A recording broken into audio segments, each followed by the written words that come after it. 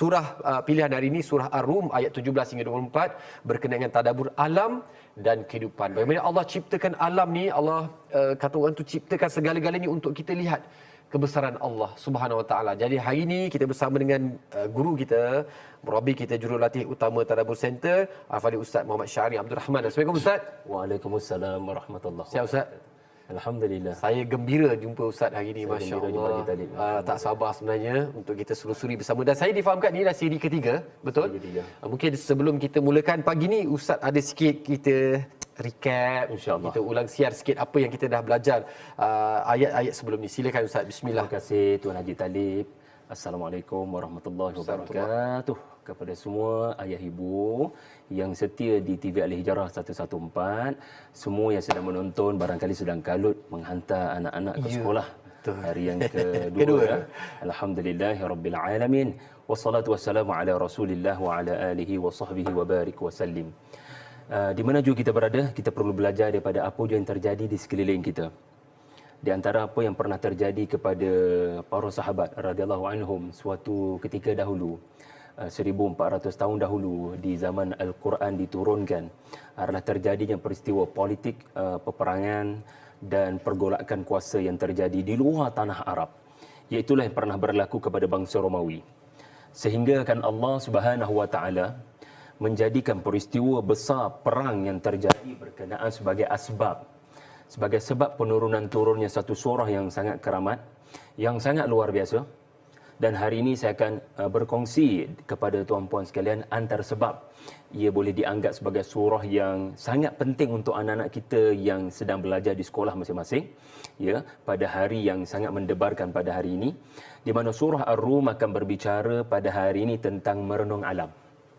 Bagaimana anak-anak seharusnya cemerlang dalam akademik kerana diinspirasikan oleh Al-Quran, khususnya surah yang juga digelar oleh para ulama sebagai surah wa min ayatihi. Okey, follow saya. Wa min ayatih. Iaitulah di antara tanda-tanda kekuasaan dan kebesaran Allah. Jadi sekadar recap. Surah nombor 30, 60 ayat, juzuk 21, mulai 404, halaman 404, telah dinamakan Allah surah ini kerana nama surah ini terdapat dalam cerita kekalahan bangsa Romawi. Tapi mereka belajar daripada kekalahan dan mereka bangun semula, ya, kerana mereka mengalami proses belajar. Jadi kalau umat Islam tidak belajar, kita akan susah mengalami kebangkitan semula. Alhamdulillah, berapa hari lagi Tuan Haji Talib kita dengan Ramadan, mungkin 14 hari? Lebih kurang 2 minggu daripada sekarang. Allah menghadirkan 1 bulan untuk kita belajar di mana salah silap kita. Apa yang menyebabkan kita lemah sampai musuh boleh buat apa sahaja dan seolah-olah menentukan masa depan negara-negara umat Islam ini. Jadi kita telah bincangkan bagaimana peristiwa Romawi kalah. Kemudian tiba-tiba Al-Quran berkata, lihat tidak lama lagi ia akan bangkit semula dan menang dalam pertarungan dengan Parsi. Ia telah menjadi kenyataan, bermakna apa-apa informasi dari Al-Quran yang berbicara tentang masa depan, ia bukan ramalan, ia adalah fakta daripada masa depan. Maka tak pelik Allah berbicara tentang negara akhirat. Dengan panjang lebar kita telah huraikan pada minggu lepas. Kali ini kita akan menghuraikan beberapa ayat yang datang selepas cerita Romawi kalah dan menang semula. Allah berbicara tentang musafir. Sebab apa? Sebab kita bila bermusafir, banyak perkara kita akan belajar daripada bangsa lain, termasuklah bangsa Roman Empire.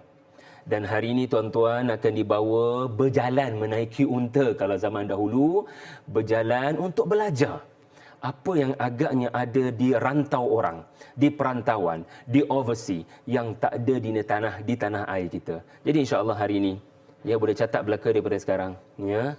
Inilah surah yang digelar sebagai surah wa min ayatihi kerana cuba kira. 1 2 3 4 5 6 7. Ini adalah ayat-ayat yang bermula dengan wa min ayatihi yang terdapat di dalam surah Ar-Rum. Setiap pergerakan ayat-ayat ini ada keajaban dan ada rahsia yang tersendiri. So setialah dengan kami sampai hujung rancangan. InsyaAllah. Jadi saya pun sambil Ustaz sebut tu, saya pun tengah tengok ayat 20, 21, 22. InsyaAllah hari ini kita akan sentuh sampai ke ayat itu. Tapi kita nak mulakan mukadimahnya hari ini, nak menyambung ayat yang terkini, iaitu ayat sampai ke ayat ke-17. Di mana maksudnya dengan izin, maka bertasbihlah kepada Allah pada petang dan pada pagi hari, waktu subuh. Jadi bertasbih pada Allah pada petang dan pagi ni, Ustaz, biasa kita faham zikir lah. Tapi ada juga yang memaklumkan bahawa ini adalah solat dan sebagainya. Maka Ustaz, boleh kita belajar sama kenapa Allah seru untuk bertasbih? Ada dua waktu. Allah tak cakap tengah hari, lepas minum petang, tak ada pula. Dia bagi khusus pada petang dan pada pagi hari waktu subuh. Selalunya Ustaz, kita mulakan pagi. Tapi ayat ni mustahil silap, takkan mula dengan petang dulu. Betul. Mesti uniknya ada kat situ. Mesti ada asbab. Mungkin Ustaz kita nak belajar sampai ke tahap itu. Saya suka soalan Haji Talib. Ini adalah surah yang bermula dengan isu siapa menang, siapa kalah perang. Ya. Jadi pada waktu bila seorang peniaga, seorang yang bernama businessman, seorang usahawan akan berkata, hari ini saya menang, ataupun hari ini alamak saya kalah. Waktu bila perhitungan dan kira-kira dilakukan kepada perniagaan ataupun peperangan? Waktu petang. Selepas office hour. Betul. Closing kita panggil. Closing. Kita balik ke rumah, Masya nak Allah. ambil anak-anak. Masa tu kita mula berkira. Macam manalah sales saya pada hari ini? Berapa customer saya dapat tangkap pada hari ini? Adakah berlakunya peningkatan pada hari ini atau hari ini tidak ada sebarang peningkatan? Jadi kerana manusia pada setiap tumsuna, ya, disebut sebagai masak, pada setiap waktu petang, ataupun Al-Quran menggunakan bahasa wal asri. Pada waktu asar, pukul 5, pukul 6 petang ini, manusia selalu berkira-kira tentang saya rugi hari ini. Namun Allah berkata yang rugi sebenarnya bukan melihat kepada sales dan pendapatan yang bersifat fizikal mata wang ringgit. Tetapi rugi yang sebenar adalah bila kamu tidak ada keimanan meningkat, tidak ada ilmu mengenai Tuhanmu meningkat pada satu hari yang kamu lalui. Jadi berniaga. Silakan. Itu pun satu keperluan bagi kita waktu ini untuk jadi orang Islam yang ada kekuatan dan kekayaan dia sendiri. Tetapi jangan jadi sekular. Jangan sampai jadi seperti Roman Empire yang barangkali berbangga dengan kemenangan. Namun kerana tidak ada kerohanian, tidak ada Tuhan sebagai matlamat daripada peperangan. Sama juga dengan rejim pada waktu ini yang dikurniakan oleh Allah kemenangan dan kekuasaan ke atas umat ini. Percayalah, kalau menang itu ataupun kaya itu tetapi tiada Tuhan, tiada lafaz Masya Allahu la quwwata illa billah, tidak mengiktiraf kekuatan Tuhan yang memberi serba-serbi ini, maka kamu akan mengalami tumsuna. Tumsuna juga adalah matahari terbit ke matahari terbenam? Tumsuna, wallahu a'lam. Tumsuna. Kalau tusbihuna, matahari sekarang Terbit. 7.30 pun, ya, baru habis subuh kan. Tusbihuna. Tapi Allah sebut bukan matahari terbit dulu. Allah sebut matahari terbenam dulu. Artinya mana-mana empire dunia yang mencabut Tuhan, yang mencabut agama, tidak ada sebarang dasar dalam menentukan menang dan kalah, melainkan luas ke tidak empire. Itu saja kayu ukur menang kalah. Tidak ada kayu ukur macam mana hubungan saya dengan Tuhan. Sebab hubungan dengan Tuhan menentukan sebenarnya menang tak kalah bagi orang seorang yang beriman. Betul atau tidak? Hubungan dengan Tuhan berlaku tak peningkatan, itulah kayu ukur sebenar bagi orang beriman. Sebab tu Allah banyak menyebut, ya, jangan sedih, jangan duka cita, ya, meskipun kamu kalah dalam peperangan, sebab kamu sebenarnya tinggi seandainya kamu beriman. La tahinu wa la tahzanu wa antumul a'laun in kuntum mu'minin. Jadi orang beriman dia akan tenang-tenang sahaja menghadapi kekalahan. Orang yang beriman akan tenang-tenang sahaja menghadapi musibah dalam kehidupan, kerana dia tahu Allah tidak menilai pada mata wang. Allah tidak menilai kepada material. Allah tidak melihat kepada fizikal. Yang Allah lihat adalah satu hari yang kamu lalui itu yang akan berakhir dengan tumsuna, adakah berlaku peningkatan dari sudut ilmu kamu tentang Tuhan? Ada tak berlaku peningkatan dari sudut keimanan? Subhanallah, sangat cantik Allah memilih waktu untuk bertasbih, kerana pada waktu ini orang jarang benar memikirkan tentang prestasinya, prestasi kerohaniannya dengan Tuhan. Jadi exactly itulah ayat 17, dan kebetulan 17 itu juga mengingatkan kita kepada sejumlah rakaat setiap hari. 4 rakaat untuk asar, Ya, tumsuna. Tumsuna. Kemudian tusbihuna adalah mengingatkan kita kepada 2 rakaat subuh. Baik. Dan sekejap lagi ayat berbicara tentang maghrib dan isya, asyian. 3 dan 4 sudah 7. So plus zuhur, tuzhiruna ayat 18. Masya-Allah. Ke berapa semuanya? Jadi sebahagian para ulama menyatakan gabungan 17 dan 18 ini adalah cerita solat fardu. Artinya tak ada makna awak menang. Sama ada dalam peperangan atau perniagaan. Kalau solat diketepikan, adha'us salah, dia campak solat ataupun dia buang nilai solat dalam kehidupan. Solatnya hanya pergerakan tubuh, tidak ada sebarang pergerakan roh. Allah, subhanallah. Tubuh bergerak tapi roh tak ke mana-mana. Fikiran menerawang. Itu ingatan untuk diri saya sendiri, Ustaz. Masya-Allah. Ustaz, adakah juga pada ayat 17 ni saya nak fahamkan, sebab kalau kadang kita tengok doa-doa ni Syakban dan sebagainya, dia bermula waktu lepas asar. Adakah itu kita nak fahamkan kalender Islam bermula pada lepas asar, betul Ustaz? Betul. Bukan lepas asar, dia bermula lepas maghrib. Lepas maghrib. Sebab kita tak ada dalam Islam ini, kita tidak ada istilah pukul 12 malam. Ya. Tak tahu daripada mana datang 12 malam ni. Kita mula mengira hari baru dengan terbenam matahari. Terbenam matahari bermulanya hari baru. Maghrib. Baik. Maka bermulalah hari baru. Dia menandakan new chapter bermula dengan kegelapan. Baik. Carilah cahaya. Sebab tu solat pada waktu maghrib dan isyak ni kena baca kuat, kena baca jahar. Sebab dia menandakan keterdesakan. Sangat-sangat perlukan cahaya untuk memulakan new chapter kehidupan. Baik, Masya Allah. Jadi kita ambil maklum ya, kadang kita dah biasa kehidupan daripada sekolah, kita dah didik daripada kecil. Bermulanya hari baru adalah detik 12.30 malam dan ke depan. Sebenarnya dalam kalender Islam adalah selepas maghrib. Masya Allah. Okey, baik, kita ambil maklum tu. Ilmu baru insya-Allah kita tambah hari ini. Dan ayat 18 Ustaz, maksudnya dan segala puji baginya baik di langit dan di bumi pada malam hari maupun pada waktu zuhur siang. Tadi Ustaz dah nyatakan sedikit ayat 18. Apa maksud dia. Cuma di sini Ustaz, saya tengok ayat 17 Allah ada sebut subhanallah bertasbih. Tapi di ayat 18 versi kan tasbih, tahmid dan sebagainya, kita ada alhamdulillah. Allah ajar kita. Adakah saya nak faham ni Ustaz, adakah waktu petang saya sebut subhanallah, banyakkan subhanallah, waktu subuh subhanallah. Tapi waktu ayat 18 ni waktu malam hari dan zuhur saya banyakkan alhamdulillah. Adakah itu sebagai satu tandanya Ustaz ayat ni juga? Subhanallah, pemilihan perkataan daripada Allah, pemilihan bentuk zikir yang diisyaratkan daripada 2 ayat ini pun sangat halus sebenarnya.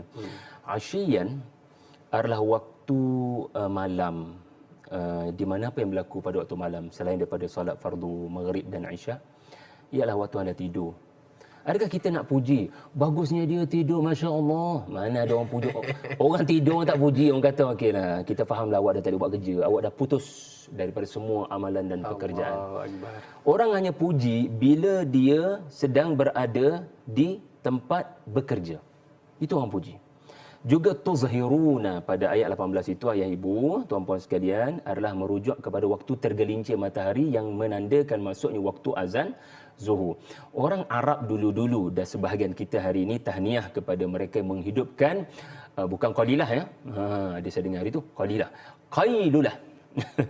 Suatu sunat yang wajar kita lakukan, ambil sekadar masa setengah jam 20 minit untuk berehat seketika dalam keadaan tidur yang very deep tapi berkualiti. Ya. Sebab apa? Sebab ayat 18 cerita tentang waktu orang Arab yang penat pada waktu satu hari lalu malam dia tidur asyian. Ataupun penat separuh hari maka waktu zuhur dia ambil masa sedikit untuk berehat dan tidur. Jadi kita tak puja orang masa tidur. Tidak ada istilah produktif pada waktu tidur. Orang yang tertidur semasa bekerja ini orang yang tidak produktif barangkali. Tetapi Allah menyebutkan dia tidak perlu rehat. Allah walahu alhamdu. La ta'khudhuhu sinatun wala naum. Allah tidak pernah mengantuk walau sesaat dalam pentadbirannya yang Maha Esa. Jauh sekali tertidur. Maka wajarlah ya Allah menyebut segala kepujian kepada kerja-kerjanya, dan nanti saya akan bongkarkan kepada ayah ibu antara kerja Allah setiap saat tanpa henti, tanpa penat ketika kita tidur, mengantuk, berehat adalah wa min ayatihi. Maka walahul hamdu. Segala puji bagi Allah. Dan ayat sebelumnya tadi Haji Talib kita, Allah berbicara tentang waktu orang habis kerja, tumsuna, dan waktu orang nak memulakan kerja, tusbihuna. Dan memang wajar dalam kepala orang yang dah habis kerja adalah prestasi pekerjaannya. Dan wajarlah bagi orang yang memandu nak pergi ke tempat kerja lepas hantar anak pada hari yang kedua ini, tusbihuna adalah saya nak buat apa hari ini, saya nak buat apa hari ini. Semuanya berlegas kita prestasi kerja. Prestasi kerja itu ayat 17. Prestasi kerja. Yang tadi prestasi tidur. Sekarang prestasi kerja. Tiba-tiba Allah memilih kalimah tasbih. Artinya apa? Tasbih ni adalah suatu kalimat yang sangat penting yang bermaksud maha suci daripada kelemahan. Tidak ada sebarang kelemahan. Tidak ada sebarang cacat cela. Tidak ada sebarang keaiban. Kita boleh kritik kerja orang di bawah kita. Kita akan kritik apa? Prestasi. Productivity. Quality. Tapi Allah menyebut kerja aku semasa kamu bekerja adalah subhana. Tidak ada cacat cela. Subhanallah. Halus perkataan dalam Al-Quran. Subhanallah. Begitu halus Allah didik kita. Allah bagi panduan begitu teliti. Subhanallah. Ustaz, ayat 17, 18 yang membuatkan saya terfikir sampai Ustaz berkongsikan. Kita sebagai manusia memulakan kehidupan kita di waktu pagi macam ni. Betul. Bagaimana satu hari itu dikira sebagai satu permulaan? Apa hikmah dia? Dikatakan hari baru dalam Islam, kalender Islam ataupun hari biasa macam waktu malam ni dimulakan hari baru. Adakah itu adalah permulaan hari kita bekerja dengan solat malamnya, beri tumpuan pada akhiratnya? Adakah itu dimaksudkan? Benar. Allah mahu pekerjaan seorang mukmin dengan hikmah matahari terbenam terlebih dahulu adalah ingat mati. Itu asas kejayaan dalam pekerjaan duniawi. Ingat mati. Macam nak menyanyi satu lagu. Tak ada lagunya. Harapnya dia tak boleh ingat lagu. Ingat mati.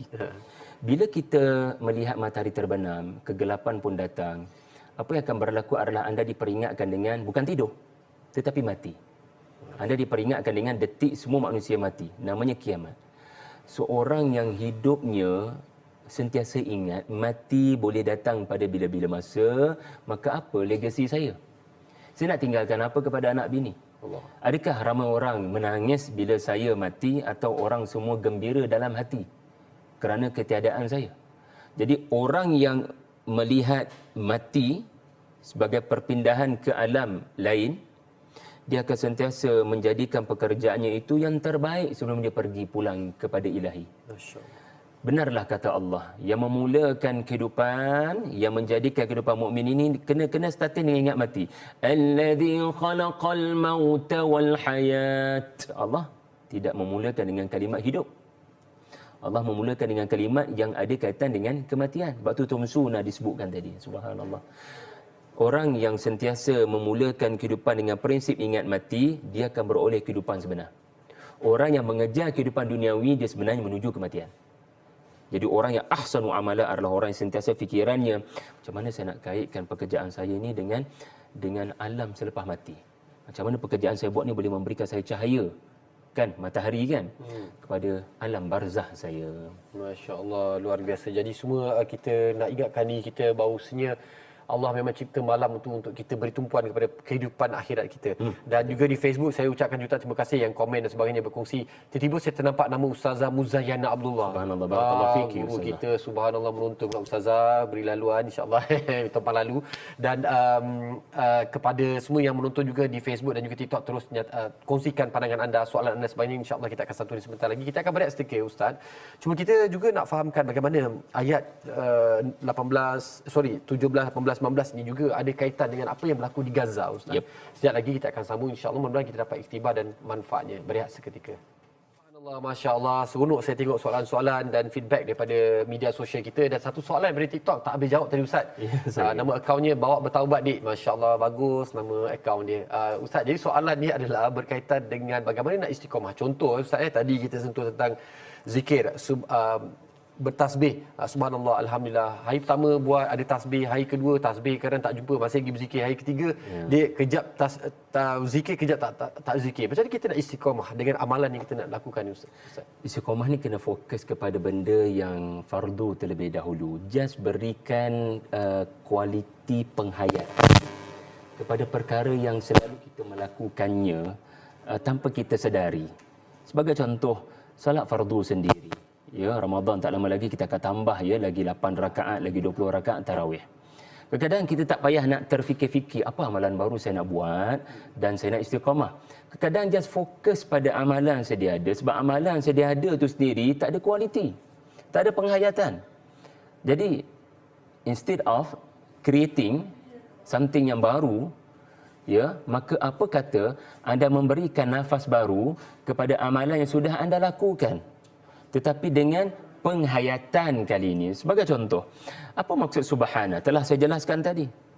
Mengapa ia dilafazkan semasa kita rukuk dan semasa kita sujud? Subhana rabbiyal azim, subhana rabbiyal a'la. Tanya para asatizah, tanya para ulama.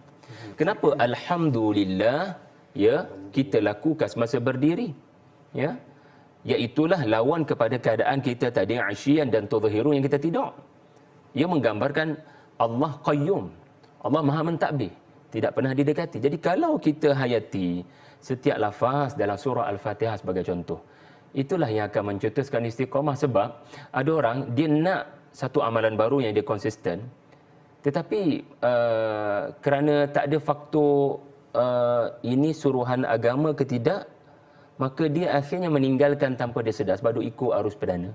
Tapi solat kita tak akan tinggalkan sampai bila-bila, betul atau tidak? Kita tak akan tinggalkan bacaan-bacaan dalam solat, betul kan? Tetapi kalau kita hayati, itulah yang mahal. Kita macam isi minyak setiap hari dalam setiap rakaat. Kereta yang perlu bubuh minyak bagi sebuah perjalanan. So sebenarnya masuk ke dalam solat umpama berhenti di stesen minyak. Anda sedang mengisi sesuatu yang akan diperlukan dalam perjalanan yang sangat mencabar ke depan. InsyaAllah. Subhanallah, Masya Allah. Semoga ini adalah bingkisan untuk kita terus istiqamah dan doakan juga untuk orang lain. Semoga orang lain juga istiqamah dan menjelang bulan Ramadan ni kan, mudah-mudahan. Dan Ustaz, kita nak berbalik pada apa yang berlaku di Palestin, di Gaza. Ya. Kita lihat puak Yahudi ni memang mereka, kalau kata Allah, macam ni saya nak letak dan kata-kata segala penipu tu datangnya daripada kata-kata mereka lah, saya boleh katakan. Hari ni baru-baru ni cerita pula mereka nak halau semua yang berada di Gaza, di Palestin. Mereka pula nak bangunkan, seolah-olah mereka lah wira. Setelah mereka hancurkan, mereka pula nampak kebaikan. Penipuan terus berlaku. Betul. Dan bagaimana Ustaz kita belajar daripada surah Ar-Rum ni, bagaimana kekalahan-kekalahan tu, apa yang Allah nak ajarkan kita sebagai umat Islam. Ya, kita kalah hari ini mungkin dengan apa yang kita lihat, kita boleh nilaikan sebagai satu kekalahan. Bagaimana kita nak bangkit balik? Subhanallah, kita baru lalu ayat 17 dan 18. Bila sebut ayat 17 ni, dia mengingatkan kita kepada surah yang bermula dengan tasbih yang juga kebetulan surah nombor 17. Kita baru angkat surah 17 ayat 1 dalam bulan Rejab yang lepas, namanya bulan Isra' Mi'raj. Jadi apa yang kita lihat dalam surah Bani Israel ataupun surah Al-Isra' berkenaan adalah Allah menunjukkan dia maha sempurna ketika kamu merasakan mana Tuhan. Kenapa dibiarkan rejim ini bermaharaja lela dan menentukan nasib umat Islam?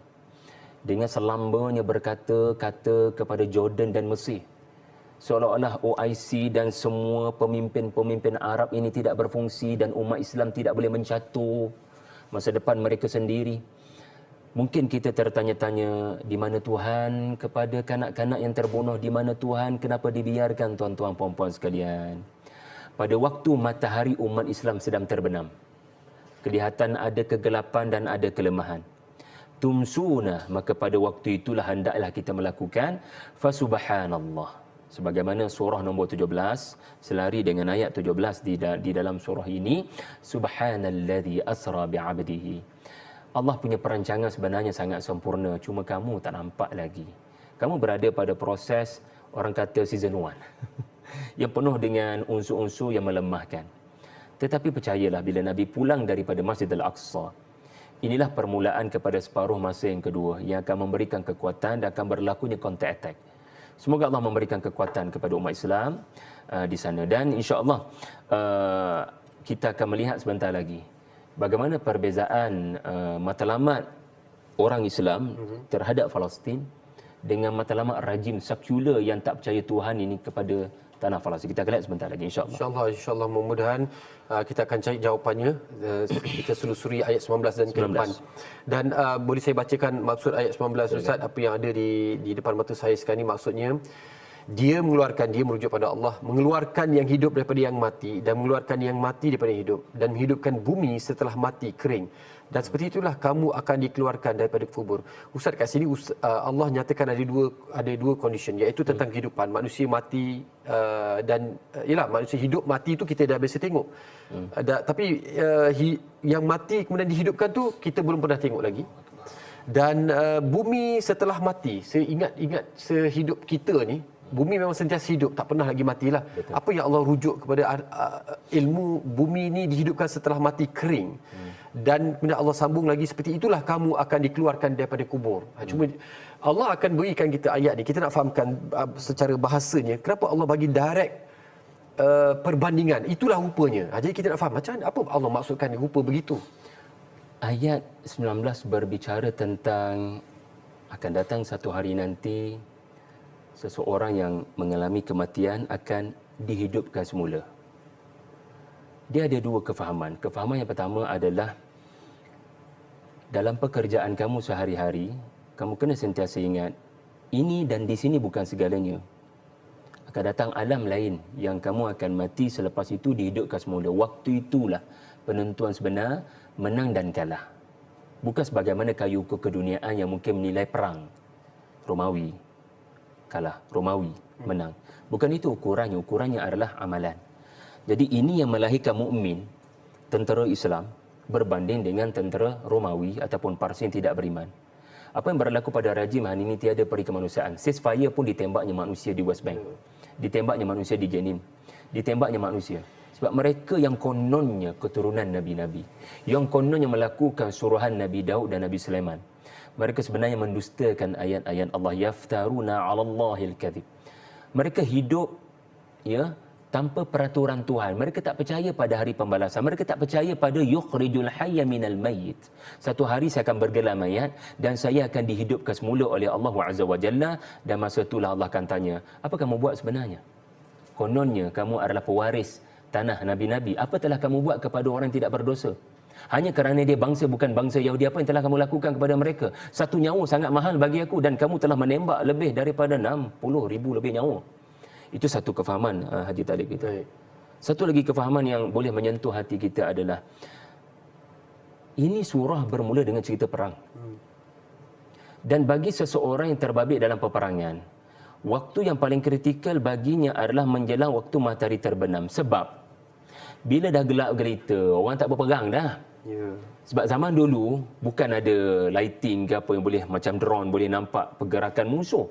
So mana-mana peperangan, orang akan target supaya sesegera mungkin kita kena tamatkan dengan menang atau syahid. Gitu. Sebelum matahari terbenam. Ataupun kita tangguh esok lah. Bila kita tangguh esok sesuatu peperangan kerana malam dah nak datang, ia memberikan kekuatan dan kelebihan kepada musuh. Betul atau tidak? Bila mereka dapat berehat sekejap pada waktu malam. Jadi menjadi sifat seorang yang terbabit dalam peperangan, sama ada mukmin ataupun tidak mukmin, dia akan struggle untuk tamatkan peperangan yang bermula daripada pagi sampai kepada sebelum matahari terbenam. Kalau boleh nak menang segera. Tiba-tiba Allah mengingatkan orang-orang beriman. Tadi isu zikrullah. Awak berperang kerana apa? Kerana tanah ke? Awak berperang kerana apa? Kerana kuasa ke? Tak, betulkan niat kamu berperang supaya Allah kurniakan kemenangan. Dan kat sini pula Allah membina wawasan sebenarnya. Sila beri perhatian tuan-tuan, ayah ibu. Yukhrijul hayya minal mayyit. Allah berkuasa mengeluarkan kehidupan daripada seseorang yang mati. So ini boleh jadi suatu matlamat peperangan bagi seorang mukmin. Jangan duk nampak tanah. Jangan duk nampak balas dendam. Jangan duk berperang atas nama marah-marah. Anda nak pergi kepada daerah yang menyerang ini, ataupun anda nak mengambil semula tanah daripada pencoroboh ini, matlamatnya adalah agar boleh keluar daripada orang yang hati-hatinya mati. Al-mayyit ini generasi yang hatinya hidup, mukmin dan beriman. Ingat lagi tak ketika malaikat offer kepada Rasulullah sallallahu alaihi wasallam untuk dicampakkan bukit batu gergasi ke atas penduduk Taif kerana mencederakan Nabi sampai berdarah. Nabi kata, jangan. Saya mengharapkan agar keluar daripada orang-orang Taif generasi daripada sulbi mereka yang beriman kepada Allah dan mengesakannya. So matlamat kita biar besar dan jauh untuk lahir di atas muka bumi ini generasi yang beriman. Sebab itu orang-orang mukmin bila berjihad sangat berbeza daripada orang yang tak beriman. Lihat saja macam mana Hamas dengan hamba-hamba tawanan dari kalangan IDF, dan bandingkan pula dengan apa jadi kepada civilian Palestin di bawah tahanan orang-orang Israel ini. Jadi tuan-tuan boleh nampak kat situ siapa yang berpegang teguh dengan wasiat Tuhan. Masya Allah, Masya Allah, luar biasa. Satu perkara yang perlu kita fikirkan sejenak bersama tentang apa yang berlaku buat saudara mara kita. Allah pilih mereka Dan kita sebagai orang yang menyaksikan apa yang berlaku pada mereka saban hari, jangan letih, jangan lesu untuk mendoakan mereka. Dan waktu ketika ini, saat ini, saya mohon pada semua yang sedang menonton, mungkin bingkisan doa anda dijawab sebab apa? Anda adalah orang-orang yang ikhlas mendoakan mereka. Mari kita doakan buat saudara mara kita di Palestin, sambil-sambil kita sambung apa yang kita nak pelajari hari ini. Dan saya tertarik dengan satu komen di ruangan Facebook kita daripada Zita Raun. Dan terima kasih kepada semua yang beri komen dan sebagainya. Saya baca salah satunya daripada Zita Raun. Kerana kematian itu bukanlah pengakhiran tapi permulaan hidup yang selamanya. Terima kasih atas ingatan tersebut. Semoga Allah berikan kita kesedaran dan kefahaman bahawasanya hidup di alam barzah itu adalah hidup yang selamanya. Ustaz, jadi kalau kata kita tengok di sini, contoh yang Allah berikan, dan seperti itulah kamu akan dikeluarkan daripada kubur. Maksudnya kita ni kering, kontang, maksudnya rangka, tulang, itu dimasukkan kita hidupkan kembali dengan ayat ini. Masya Allah. Baik, dan kita boleh ke ayat 20 Ustaz? Boleh, silakan. Insya-Allah. Jadi ayat 20 ni Ustaz, saya ada beberapa bahagian yang menarik minat saya. Saya berharap para penonton juga bolehlah kalau kata nak tanya, mohon sama-sama tengok maksudnya ayat ini dan kita boleh belajar bersama. Dan di antara tanda-tanda kebesarannya ialah pertama, dia menciptakan kamu daripada tanah. Itu adalah tanda-tanda kebesaran supaya Allah suruh kita berfikir.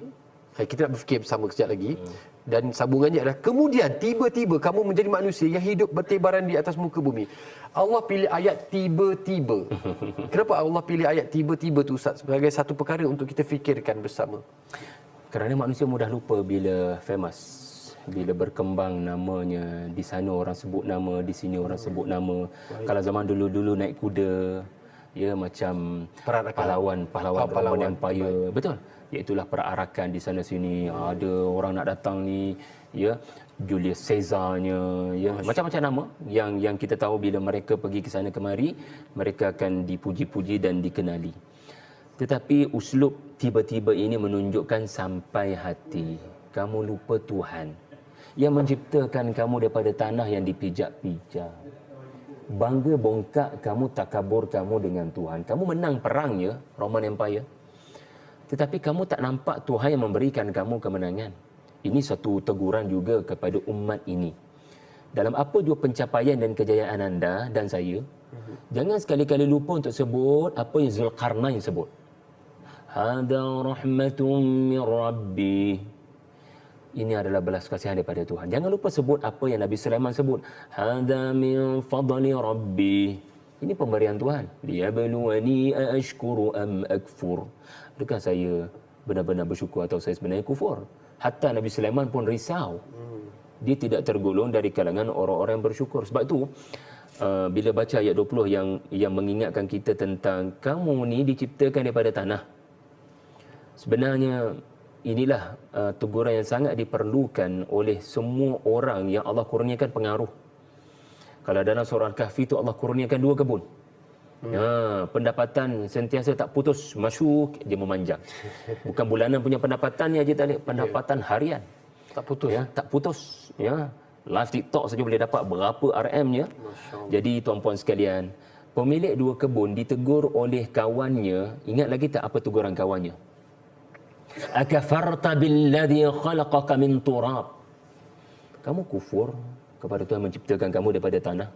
Masuk ke dalam pejabat, masuk ke dalam kebun. Kamu tak rasa ini semua kerja Tuhan kepada kamu yang menyebabkan kamu berjaya? Ini juga boleh jadi sebahagian daripada kufur yang halus yang kita tidak sedari. Jadi ayah ibu sekalian, tolong notakan ya, ayat 20 adalah ayat pertama daripada 7 perjalanan. The greatest miracle is just in front your eyes. Bunyi dah bahasa kampung saya. Wah, Masya Allah.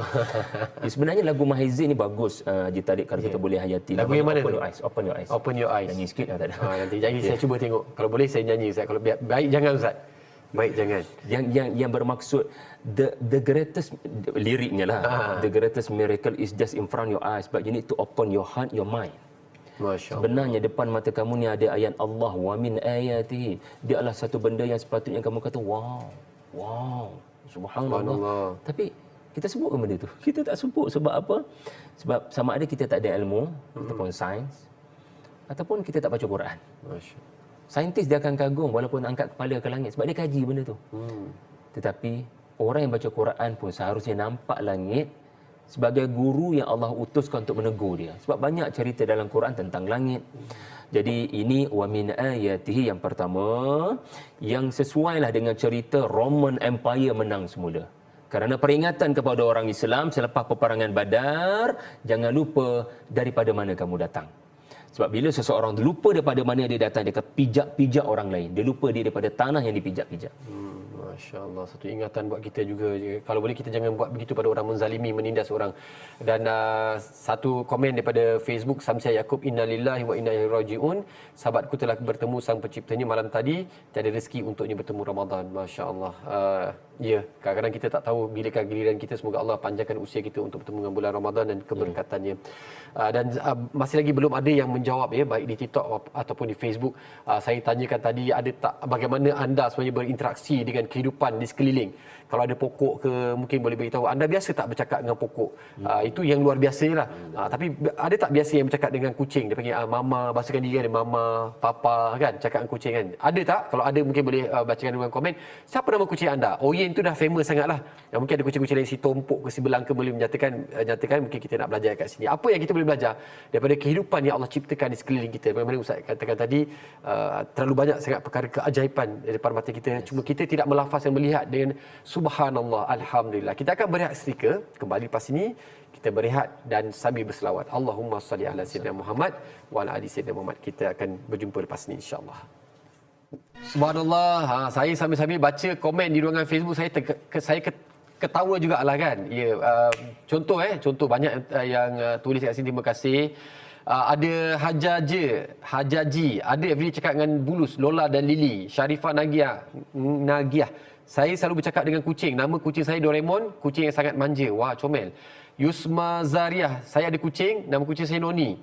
Mak saya selalu bercakap dengan dia, seakan dia faham. Ya, kadang kucing faham ya. Ada yang kucing nama Boba, kejap. Masya Allah. Ustazah Nadiran, ini lain macam sikit. Biasa Ustaz bercakap dengan rumput di sekeliling rumah. Cepatnya kau tumbuh, mencanak kalau aku yang membersihkan kamu. Jadi cakap dengan rumput, Masya Allah, luar biasa. Jadi saya nak kongsi sikit, Ustaz dia minta izin. Saya dapatkan sikit bahan bacaan. Subhanallah, bahawasanya siapa yang bercakap dengan haiwan, bercakap dengan tumbuh-tumbuhan, ini dikaji oleh Frontiers in Psychology 2019, di mana siapa yang bercakap dengan haiwan, dia akan menurunkan tahap kortisol, iaitu sejenis hormon stres, dan meningkatkan hormon oksitosin, iaitu hormon kasih sayang. Dia bercakap je, tak apa. Orang kata macam tak kena je orang ni bercakap dengan haiwan, tak apa. Yang penting anda sihat, kurangkan stres dan sebagainya. Di mana ada yang bercakap juga dengan tumbuhan, di mana namanya ada plant communication and nature therapy. Kajian Journal of Environmental Psychology tahun 2020 bercakap dengan tumbuhan. Ianya adalah sebagai satu meditasi meningkatkan hubungan dengan alam, dipanggil biophilia effect. Amboi. Jadi luar biasa. Cerita-cerita mereka ni menyatakan sini, termasuklah ianya meningkatkan produktiviti sehingga 15%. Apa yang mereka nyatakan ini telah dinyatakan dalam Al-Quran. Subhanallah. Allah suruh lihat langit, lihat bumi. Allah dah didik kita lebih awal. Tapi ini Allah suruh kita berfikir, maka mereka berfikir, semoga Allah berikan kita keimanan dan kefahaman. Ustaz, banyak lagi yang nak kongsi, tapi yang lebih penting kita beri tumpuan kepada ayat Al-Quran seterusnya. Saya boleh ke ayat 21 Ustaz ya? Pastinya. Dan di mana di antara ni kesinambungan tadi antara tanda-tanda kebesarannya, Allah suruh kita berfikir. Ayat 21 Allah sambung, dan di antara tanda-tanda kebesarannya ialah dia menciptakan pasangan-pasangan untukmu daripada jenismu sendiri agar kamu cenderung dan merasa tenteram kepadanya, dan dia menjadikan di antara kamu rasa kasih dan sayang, macam kita sebut tadi, hormon-hormon kasih sayang. Sesungguhnya yang demikian itu benar-benar terdapat tanda-tanda kebesaran Allah bagi kamu kaum yang berfikir. Allah tutup ayat ni supaya kita berfikir. Ustaz, kita nak fahamkan kenapa ayat 21 ni Allah tunjukkan pula yang berpasangan-pasangan. Contoh Ustaz, bagaimana pula yang single? Bagaimana pula kan? Adakah ayat ini tidak dimaksud pada mereka kan? Jadi Ustaz, selesaikanlah soalan itu. Terima kasih Haji Talib. Sebelum saya hurai wa min ayatihi yang kedua, saya harap ayah ibu dan tuan-puan sekalian menghargai 7 wa min ayatihi. Surah Ar-Rum adalah surah yang berbicara tentang bagaimana Romawi kalah and then kembali kuat sedikit demi sedikit and then menjadi gemilang. Masya Allah. Tiba-tiba Allah memaparkan dalam surah Ar-Rum juga, orang beriman pun akan gemilang. Wa yauma idzin yafrahul mu'minun binasrillah. Kemenangan dalam Islam kepada umat Islam, dia mesti ada proses dan mesti ada progres. Mula daripada individu, and then pasangan, subhanallah, perhatikan. And then daerah kejiranan, taman perumahan, orang dalam DUN dan parlimen kita, orang dalam negeri kita. Kemudian pergi jauh sedikit untuk belajar daripada Roman Empire, kita kena bermusafir. Kita kena ada istilahnya overseas, hujan emas di negeri orang. Masya Allah. Hujan sendiri di negeri sendiri. Hujan emas di hujan batu di negeri sendiri. Jadi kalau anda lihat penemuan para ulama akan menyatakan, ia menggambarkan perkembangan dan prestasi yang makin jauh, sehinggalah pergi dengan sangat jauh. Jadi kita akan huraian satu-satu kepada anda. Dan sekarang bila anda sudah menghargai, ada orang nak pergi ke planet Marikh, ya, nak hantar manusia pergi ke planet Marikh, ya, tapi lupa yang empunya diri itu tidak habis dikaji. Tuhan pun tak jumpa lagi di sebalik penciptaan organ-organ tubuhnya, malang bagi manusia. Yang gila nak jajah bukan hanya negara orang, tetapi siap nak jajah tempat lain lagi. Dan lupa tentang peri kemanusiaan. Baik, kita fokus kepada ayat penting, ayat 21. Ini khutbah nikah ni. Ayat penting yang wajib didengari oleh semua tuan-tuan puan-puan yang masih lagi bergelar bujang dan akan Menikah rumah tangga, insya-Allah. Ijab kabulkan, insya-Allah. Ya? Jadi ini ayat penting yang anda akan dengar, ayat pasal rumah tangga. Seringkali orang tanya saya, ustaz boleh tak bagi satu ayat tips untuk saya boleh dapat jodoh, kembali harmoni. Bukan dapat jodoh, dah kahwin dah. Baik. Kembali harmoni dengan suami, dengan pasangan. Saya katakan ayat 21 surah Ar-Rum. Alah ustaz, ayat tu dah biasa dengar dah, sejak daripada kahwin lagi dengar. Ya, anda memang pernah dengar, tetapi bagaimana kita memahami ayat ini? Kita akan menentukan ia ruqyah ataupun tidak kepada masalah kita. Allah menyebut pada ayat ini, Allah anugerahkan kepada rumah tangga yang sebenar 3 perkara. Okey. Yang pertama sekali adalah sakinah, yang kedua adalah mawaddah, yang ketiga adalah rahmah, SMR, ya. Pertama sakinah, yang kedua mawaddah, yang ketiga rahmah, samara. Okey. Allah menyebut penciptaan pasangan yang berbeza. Kalau saya lelaki, banyak kelebihan lelaki yang tak ada pada perempuan. Tetapi sebagai seorang lelaki makhluk, kita ada keterbatasan. Alhamdulillah, dengan ada isteri, dengan ada perempuan, saya boleh lihat di mana kelemahan saya yang menjadi kelebihan perempuan. Seorang perempuan Allah kurniakan kelebihan tertentu yang tidak ada pada lelaki. Ya, maka seseorang yang bernama wanita, dia akan menghargai kelebihannya yang tidak ada pada lelaki dan kekurangannya yang menyebabkan pentingnya hadirnya lelaki. Ingat sampai bila-bila, pasangan hidup kita sebenarnya berdasarkan ayat ini, ya, bulatkan perkataan lakum. Lakum Wa min ayati an khalaqa lakum, exclusively to you. Allah telah rancang jodoh kamu. Ini bukan sekadar jodoh yang kebetulan terserempak kat tepi jalan masa tunggu bas sekolah, zaman sekolah dulu. Ini adalah Allah tu. Awak ni ada kelemahan, Syahari. Maka kerana kelemahan awak ini, Allah akan jadikan somebody datang dalam hidup awak untuk melengkapkan kamu. Maka bila kita lihat ke arah isteri, apa yang patut berlaku adalah subhanallah. Ingat lagi tasbih tadi? Subhanallah. Pada waktu petang, maksudnya pada waktu balik ke rumah dan isteri sambut kita. Adakah boleh seseorang berkata subhanallah bila melihat ke arah pasangannya? Kenapa nak kena kata subhanallah? Sebab saya bekerja penat dan awak berada di rumah, hadirnya awak tepat pada masanya untuk membantu saya berehat. Jadi Allah menjadikan kita ini penuh dengan keterbatasan dan kelemahan serba-serbi. Allah akan menghadirkan pelengkap. Sebab makhluk ni dia tak boleh sendirian. Dia kena bersama. Jadi nak sembang dengan kucing, cantik. Tapi kena ada waktu juga bersembang-sembang dengan pasangan. Kalau pasangan itu, ya, Allah Ta'ala uji kita dengan pasangan yang ya Allah Ta'ala uji, maka pada waktu ini tuan-tuan sangat memerlukan ayat ini di mana Allah menyebut, ya, pertama sekali sakinah.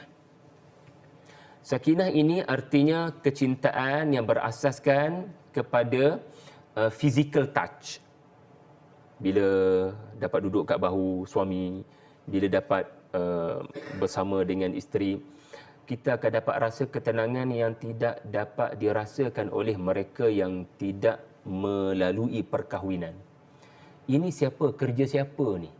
Yang seseorang boleh tidur lena apabila berada di pangkuan suami ataupun isterinya, sedangkan di tempat lain dengan sesiapa dia tak boleh nak dapat nikmat itu. Dia boleh tidur lena, keroh-keroh lagi kan. Hanya kerana bersama dengan orang yang dia percaya, namanya suami dan isterinya. Tetapi itu bukan segalanya. Ya, yang kedua namanya mawaddah. Para ulama menyatakan ia adalah cinta tambahan, al-hubbuz zat. Cinta tambahan ataupun keharmonian yang datang bukan kerana fizikal sahaja, ya, bukan kerana semata-mata romantism, tetapi kerana sama-sama hadapi masalah. Kepakaran awak saya perlukan, kepakaran saya sumbangkan. Jom selesaikan masalah sama-sama. Kita ada masalah kewangan sebagai contoh. Kita ada masalah nak hantar anak pergi mana lepas waktu sekolah sebagai contoh. Kita ada masalah dengan kerja, anak-anak buah kita di tempat kerja. Kita ada macam-macam masalah. Adakah berlaku perbincangan? Adakah penyelesaian berlaku berdasarkan syura dan perbincangan?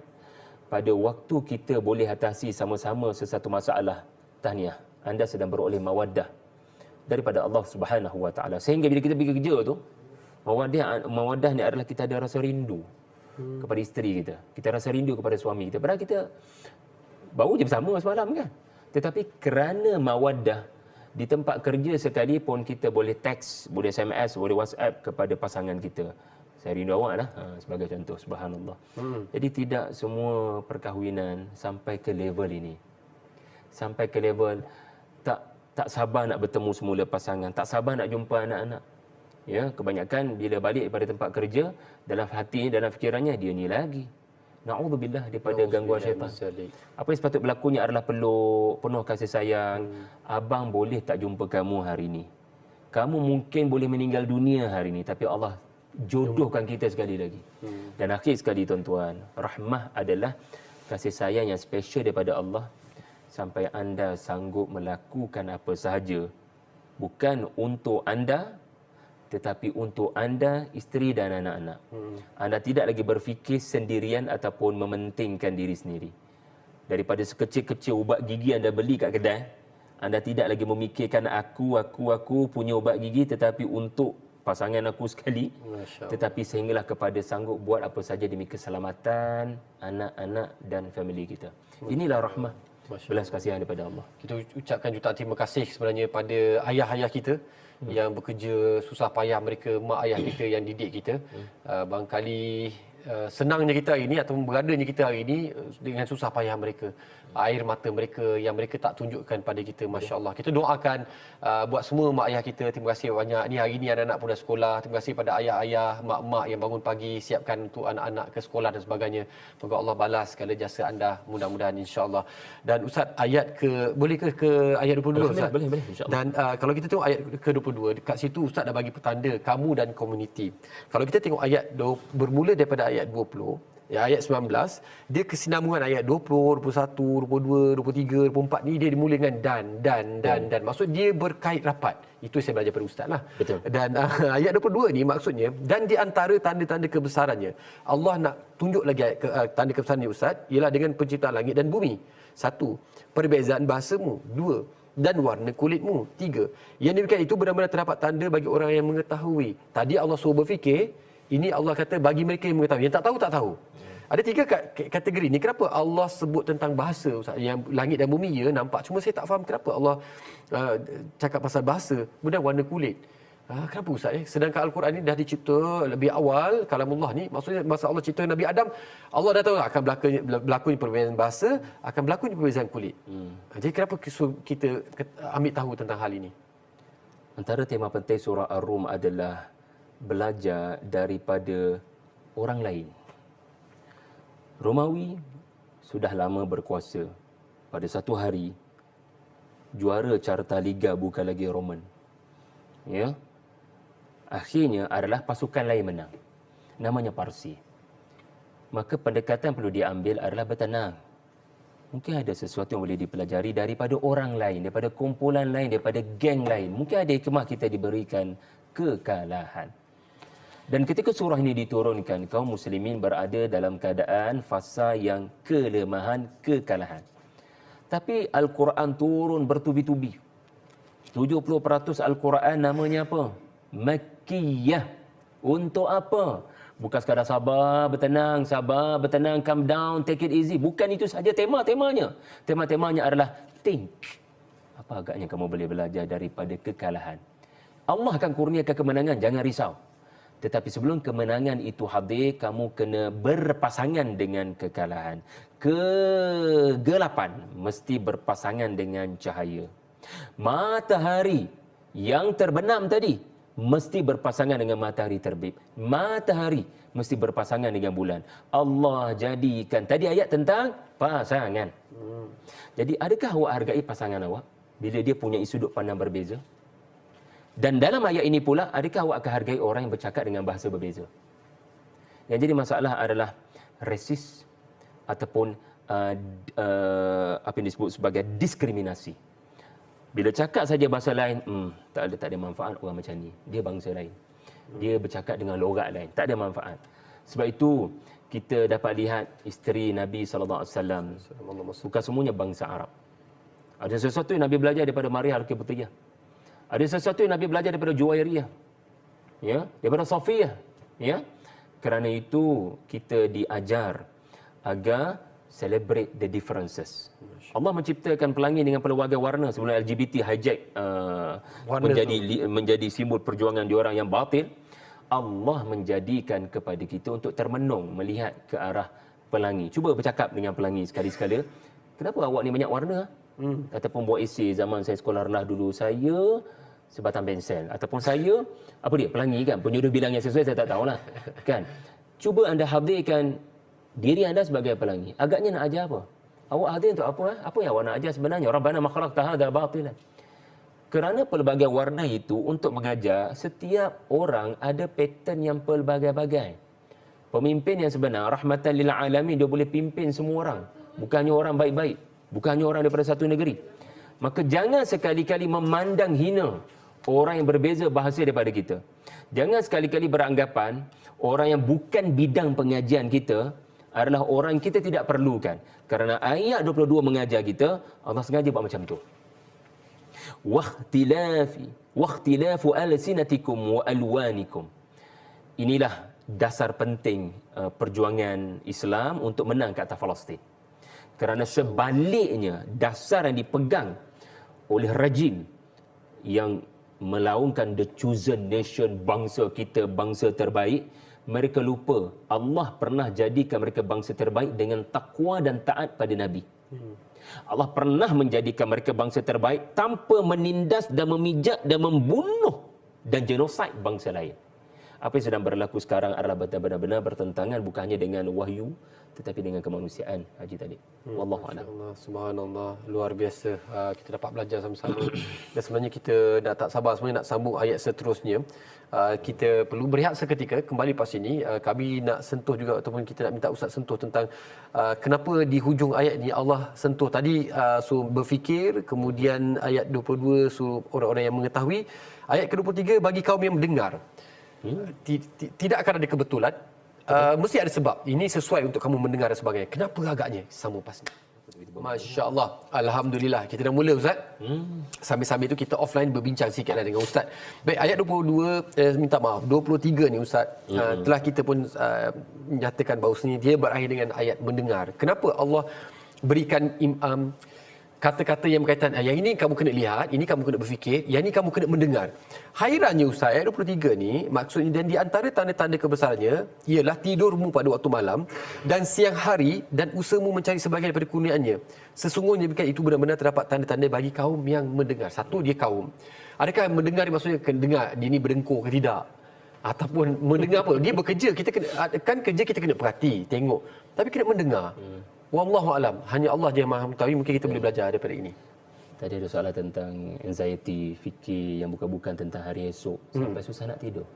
Allah. Kadang kita susah nak tidur. Ayat 23 ni pasal tidur.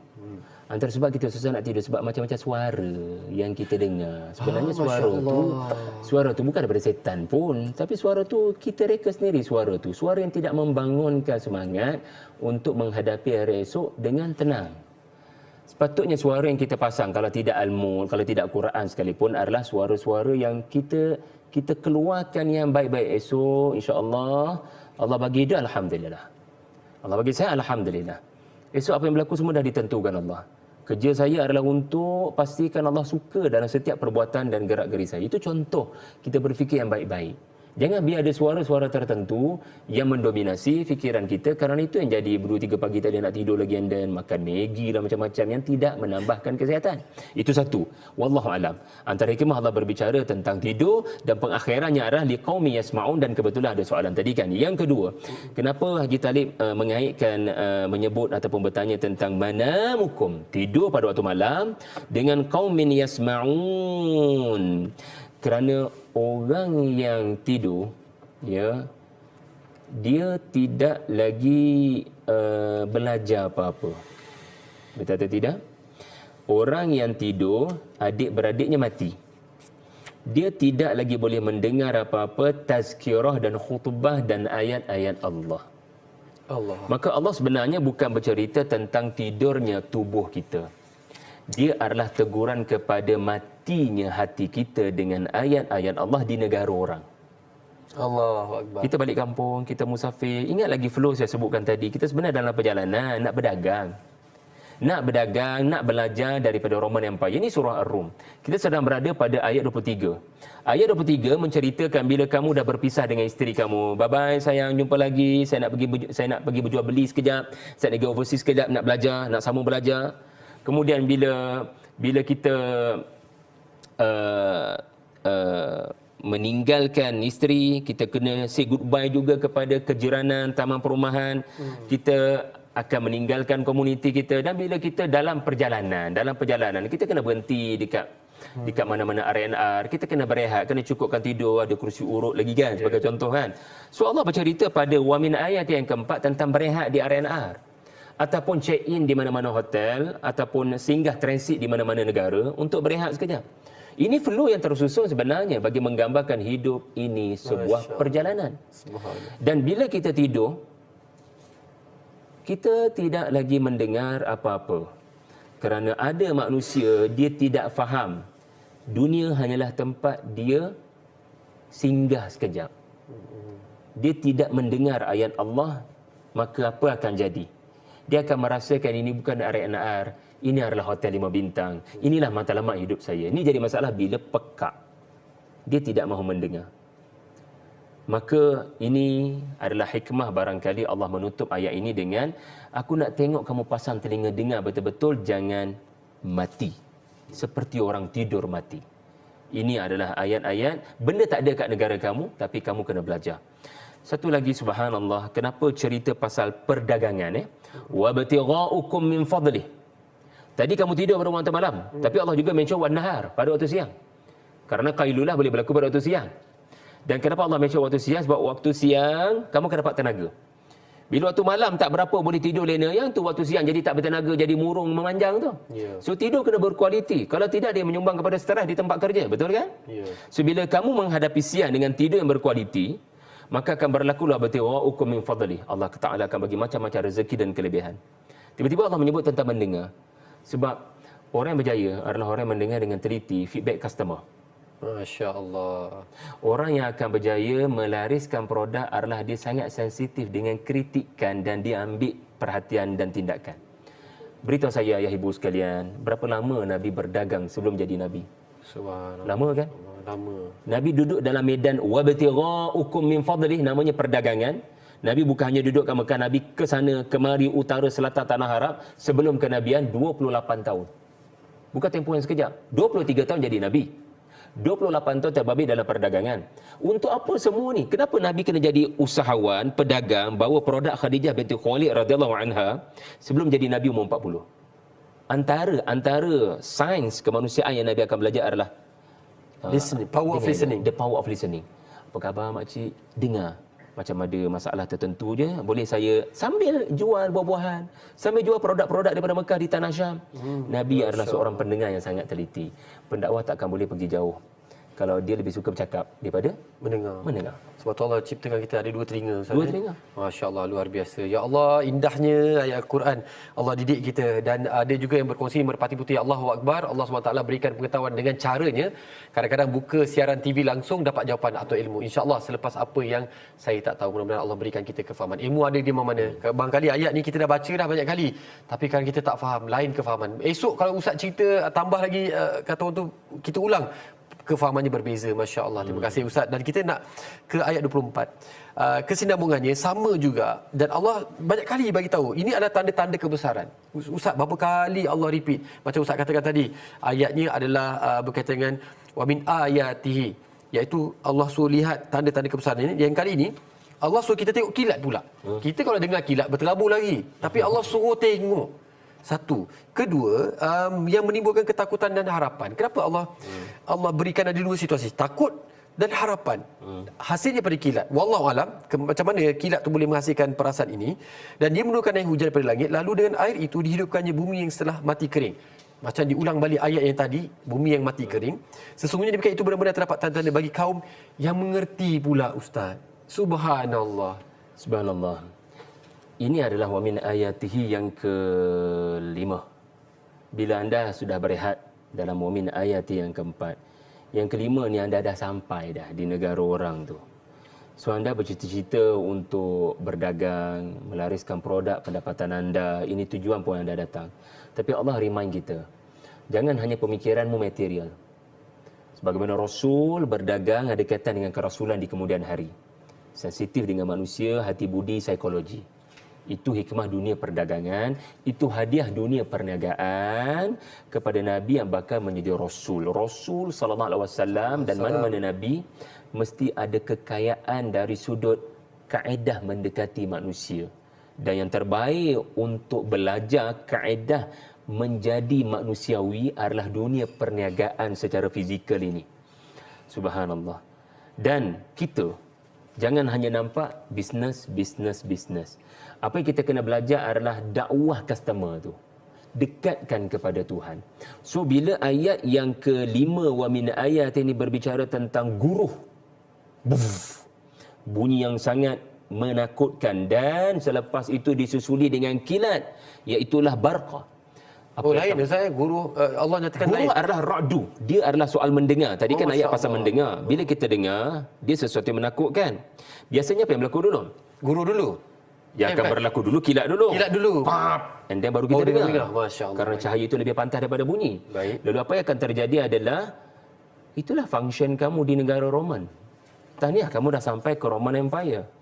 Buat kerja Rasul. Kerja Rasul apa dia? Menyampaikan halilintar. Menyampaikan sesuatu yang mungkin kurang disenangi, didengari oleh orang Roman. Awak cakap apa ni? Boleh tak jangan cakap benda tu kat sini? Awak cakap kat negara awak, boleh tak? Pasal Allah. Pasal Allah. Pasal tauhid. Pasal jangan Trinity. Pasal sembahlah Allah yang Esa. Bila mereka mendengar, mereka akan ada dua perasaan. Ya. Satu perasaan tak nak dengar, boleh tak? Dan mungkin ada yang nak dengar. Dan ada yang nak dengar. Inilah tujuan Rasul diutuskan.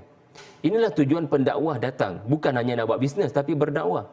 Hasil daripada orang yang nak, awak sampai ke apa ni? Saya nak dengar dengan lebih lanjut lah. Macam sebab awak bercakap tentang Nabi Isa sebagai contoh. Dalam Injil kami ada cerita Nabi Isa. Para sahabat kan berhijrah ke Habsyah, tuan-tuan kan. So Najasyi minta Ja'far bin Abi Talib membacakan ayat-ayat tentang Nabi Isa. Lalu beliau memilih surah Maryam. Beliau mendengar apa yang berlaku, mengalir air mata. Sebab samalah dengan apa yang ada di dalam kitab kami.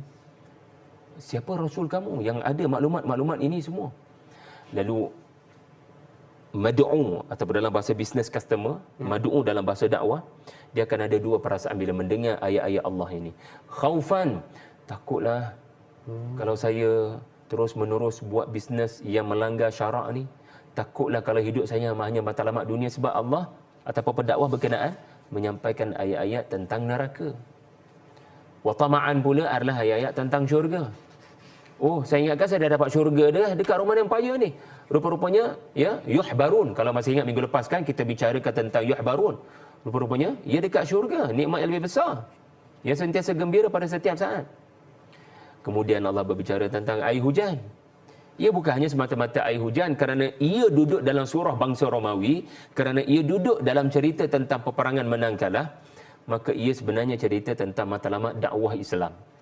Bukannya menang tanah, bukannya menang ke atas satu kabilah, tetapi yang penting adalah memakmurkan muka bumi Allah. Jangan jadi macam rejim dengan support daripada mereka. Mereka hantar 1,500 bom berat ke Lemari, ke Tel Aviv. Sebab mereka nak ratakan tanah Palestin, Gaza. And then kononnya mendabik dunia, kami akan jadikan greatest heaven in Middle East. Kami nak jadikan Gaza ini sebagai syurga dunia. Dia hantar peluru untuk bom dan musnahkan dan ratakan Gaza. Sekarang dia nak bagi tahu orang-orang Gaza sila beralih ke tempat kononnya sementara di Jordan dan Mesir.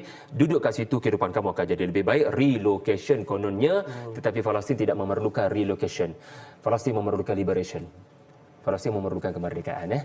Jadi wallahu alam untuk ayat 24. Luar biasa, masya-Allah, masya-Allah. Jadi kadang kita bila tengok balik ayat 24 ni Ustaz, sebagai kata kita tengok imbal ataupun metafora secara fizikalnya, kalau kita lihat sebagai manusia kan Ustaz, kalau kita tengok kilat tu memang ada rasa takut. Bila guruh tu kita macam berharap hujanlah harapnya. Betul kan? Begitu, masya-Allah, luar biasa. Allah sangat baik, Allah berikan kita kefahaman dan sebagainya. Ustaz, kita ada berbaki masa sedikit, mungkin kita boleh recap sikit Ustaz, ayat bermula daripada ayat 19 tu Ustaz. Allah sambung lagi dan kita tak berakhir lagi dan ya. Kalau saya tengok ayat 25 dan seterusnya dia sambung sampai ayat 27. Belum habis lagi, kita akan ada sambung siri seterusnya. Tapi daripada apa yang kita belajar ni, apa tanda-tanda kebesaran yang Allah suruh kita fikir ni Ustaz? Kalau saya boleh rumuskan. Sila. Haji Talib kita. Pertama sekali Allah berbicara tentang lihat ke dalam diri kamu, ya, yang diciptakan kamu ini daripada tanah. Agar jangan jadi materialistik, jangan jadi lupa daratan.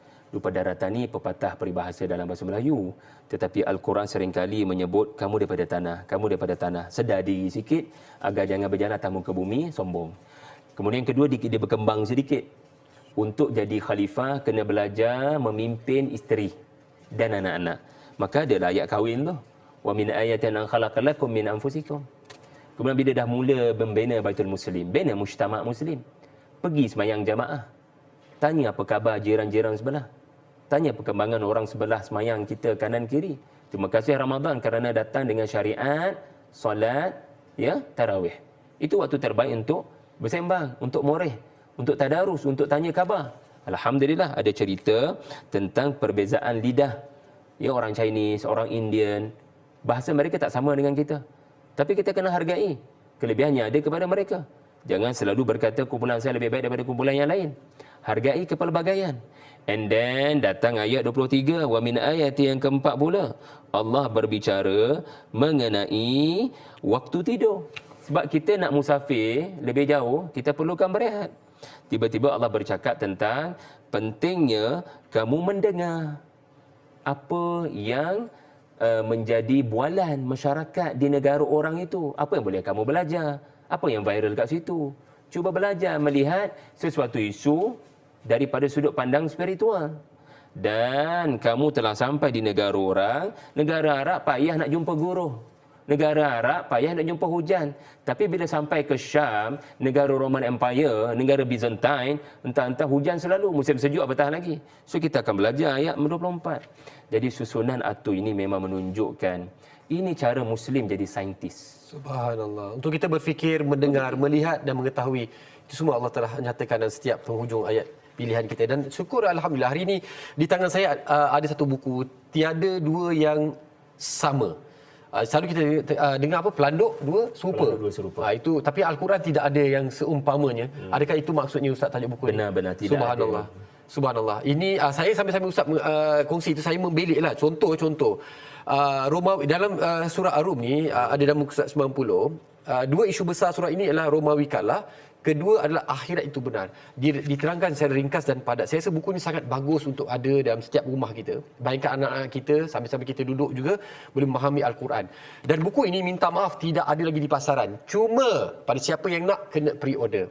Jadi caranya saya nak ajar macam mana. Caranya adalah hubungi nombor talian ini di 011-28325443. Barangkali anda adalah orang pertama di atas muka bumi ini dapatkan buku yang belum lagi dikeluarkan, dipasarkan. Pre-book harganya berapa Ustaz? Agak asal RM35. 35. Untuk hari ini siaran di TV Hijrah kita bagi promosi potongan 10%, iaitu harganya hanya RM28 saja. Cara macam mana?